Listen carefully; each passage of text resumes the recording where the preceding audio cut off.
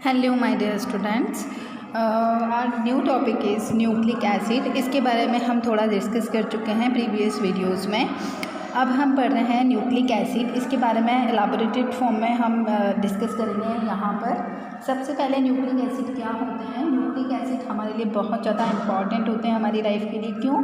क्योंकि इनके ऊपर क्या प्रेजेंट होते हैं, जीन्स प्रेजेंट होते हैं।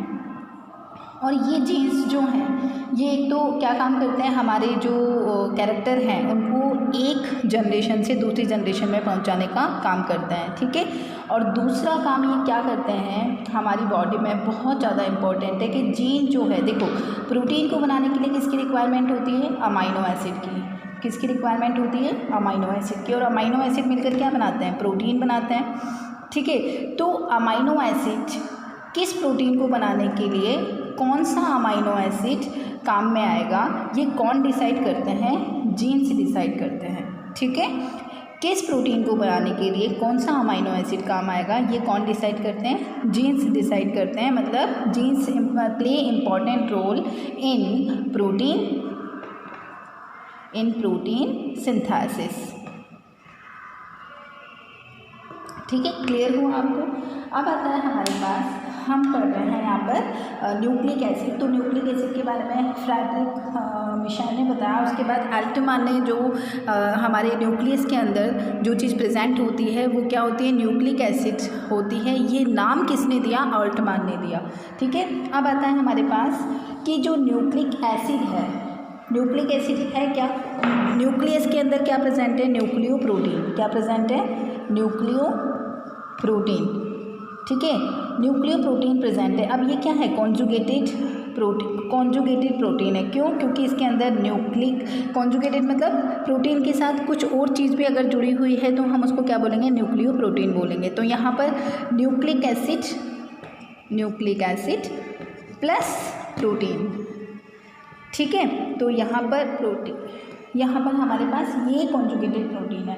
अब आता है nucleo protein part and nucleic acid. अब हम किसके बारे में पढ़ रहे हैं, न्यूक्लिक एसिड के बारे में पढ़ रहे हैं। तो न्यूक्लिक एसिड जो है, न्यूक्लिक एसिड किससे मिलकर बना होता है। सबसे पहले तो आपको ये देखना है न्यूक्लिक एसिड में होता क्या क्या है। न्यूक्लिक एसिड में होता है सबसे पहले नाइट्रोजन बेस। क्या क्या होता है, नाइट्रोजन बेस।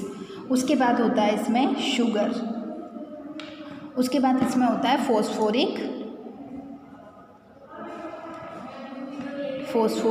एसिड, ठीक है। तीन चीज़ें प्रेजेंट होती है, number 1, number 2 and number 3।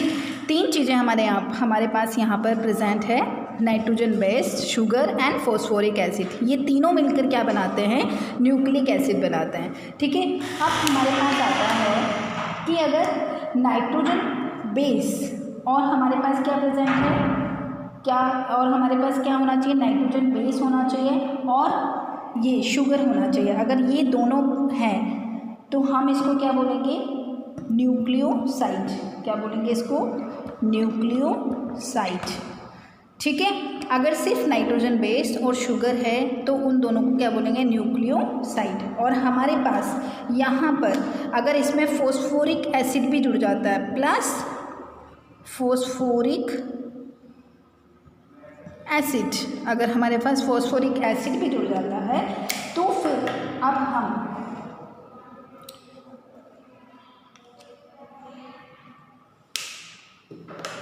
Nitrogen base जो है यहाँ पर, और क्या प्रेजेंट है हमारे पास, शुगर प्रेजेंट है, तो ये क्या बनेगा, न्यूक्लियोसाइड। और अगर ये फोस्फोरिक एसिड के साथ भी जुड़ जाता है तो अब इसे हम क्या बोलेंगे, न्यूक्लियोटाइड। ये चीज़ क्लियर हुई आपको, ठीक है। अब यहाँ पर ये साइड में बैठ रही हूँ मैं, इस शुगर को मैं यहाँ से उठा रही हूँ, ठीक है। ये शुगर मैंने यहाँ पर उठाया। अब शुगर जो है वो भी 2 टाइप्स की होती है, ठीक है। शुगर कितने टाइप्स की, 2 टाइप्स की। नंबर 1 प्यूरिन और सॉरी यहाँ पर नाइट्रोजन बेस। किसकी बात हो रही है, नाइट्रोजन बेस की बात हो रही है। तो नाइट्रोजन बेस 2 टाइप्स के होते हैं, प्यूरिन और पिरिमिडिन।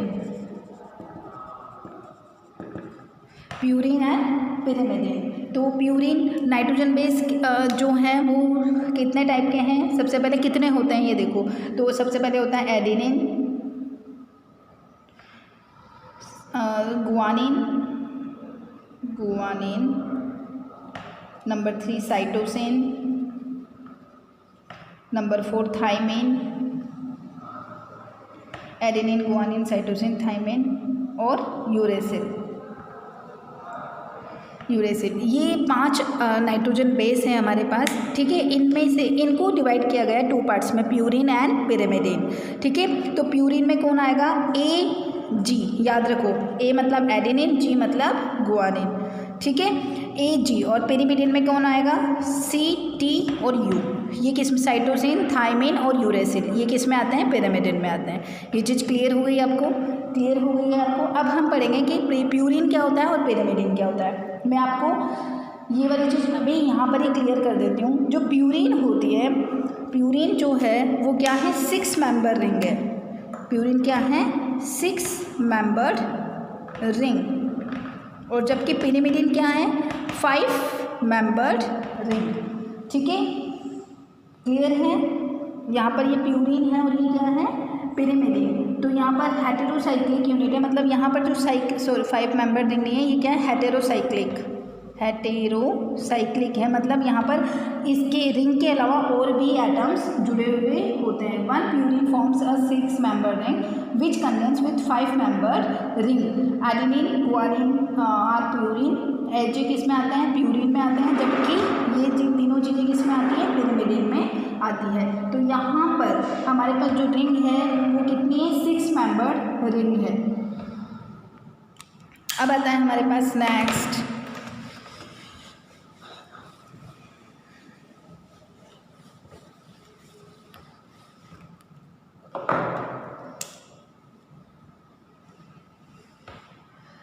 हमारे पास पिरिमिडिन हमने पढ़ लिया, प्यूरिन हमने पढ़ लिया। अब आता है arrangement and constituent in nucleic acid. Nucleic acid में कैसे कैसे अरेंजमेंट होते हैं। न्यूक्लिक एसिड बना किससे होता है, nitrogen base plus sugar plus phosphoric acid, ठीक है, इन तीनों से मिलकर बना होता है। तो ये कैसे कैसे जुड़े हुए होते हैं।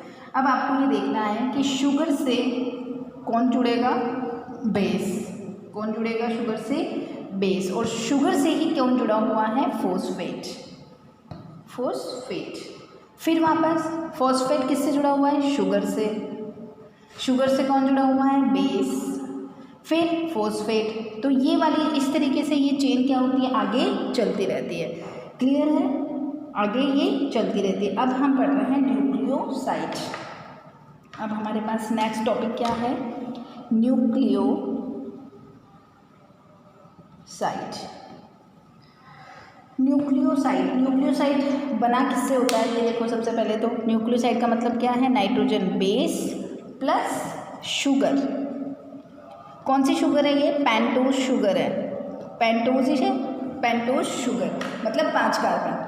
तो यहाँ पर हमारे पास नाइट्रोजन बेस और शुगर मिलकर क्या बनाते हैं, न्यूक्लियोसाइड। और अगर इसमें फॉस्फोरस और ऐड हो जाता है तो हमारे पास न्यूक्लियोटाइड बन जाता है, ठीक है। तो सबसे पहले अपन न्यूक्लियोसाइड पढ़ रहे हैं। न्यूक्लियोसाइड में हम क्या बना रहे हैं, शुगर।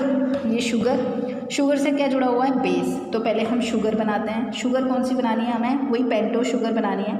तो ऑक्सीजन, फिर यहाँ पर अपन को पता है बॉन्ड बनाने हैं। आपको पता है यहाँ पर क्या होता है, CH2OH पता है आपको। यहाँ पर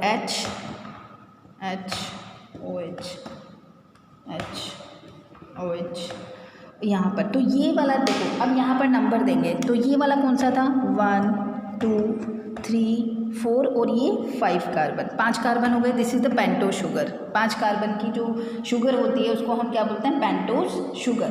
तो फर्स्ट पोजीशन पे देखो, ये वाला जो है वो कौन सा है, फर्स्ट पोजीशन, ठीक है। इससे क्या जुड़ा हुआ होगा, बेस। इससे क्या जुड़ेगा, बेस। यहाँ पर फर्स्ट पोजीशन पे क्या जुड़ेगा, बेस। और आपको पता है शुगर से ही बेस जुड़ा हुआ है और शुगर से ही फॉस्फेट जुड़ा हुआ है। तो फॉस्फेट कहाँ जुड़ेगा, यहाँ पर। इससे यहाँ पर क्या जुड़ेगा,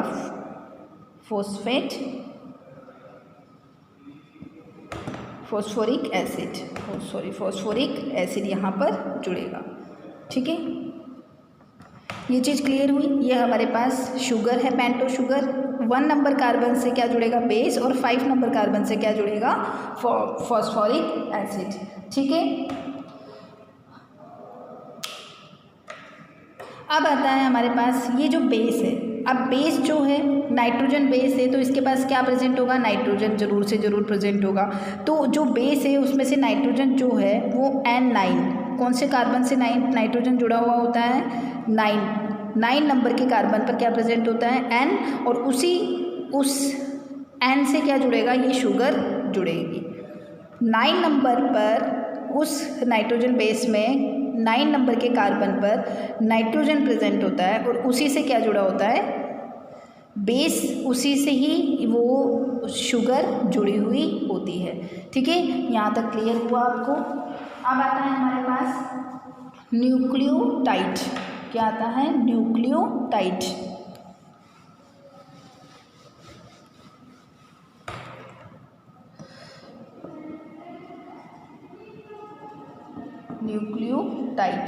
न्यूक्लियोटाइड क्या था, न्यूक्लियोसाइड क्या था, base, nitrogen base plus sugar, ये तो क्या था, न्यूक्लियोसाइड। और इसमें हमने क्या जोड़ दिया, अगर हमने इसमें फॉस्फोरिक एसिड और जुड़ गया तो अब ये क्या बन गया, न्यूक्लियोटाइड।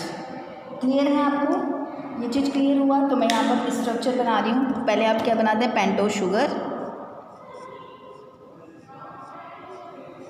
यहाँ पर क्या होता है CH2OH, और यहाँ पर क्या होगा, बेस होगा। बेस में अगर मैं यहाँ पर बेस बनाती हूँ जो आपकी बुक में बना हुआ है, तो यहाँ पर देखो nitrogen,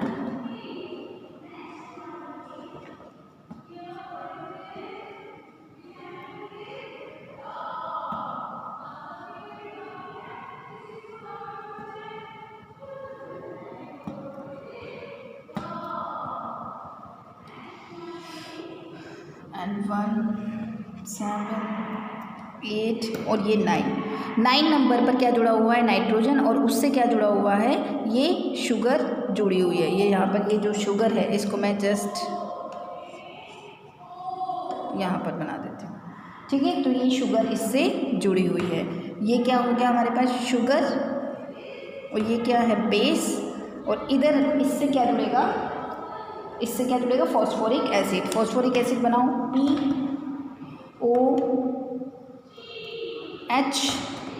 POH double bond O, और ये OH, H3PO3। फॉस्फोरिक एसिड क्या है, H3PO4, सॉरी 1 2 3 H3PO4, तो ये क्या है, H3PO4।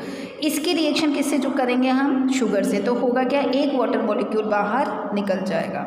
ठीक है, और ये किससे जुड़ जाएंगे, ऑक्सीजन से जुड़ जाएंगे। तो इसको हम क्या बोलेंगे, फॉस्फोडाइएस्टर बॉन्ड। जो बॉन्ड बनेगा वो कौन सा बॉन्ड होगा, फॉस्फोडाइएस्टर बॉन्ड।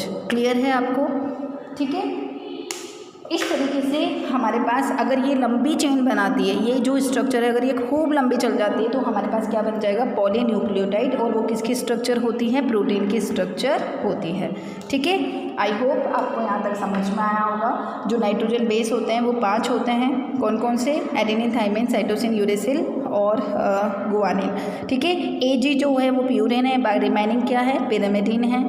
जो उसके बाद हम पढ़ेंगे कि DNA में कौन सा होता है और RNA में कौन सा होता है।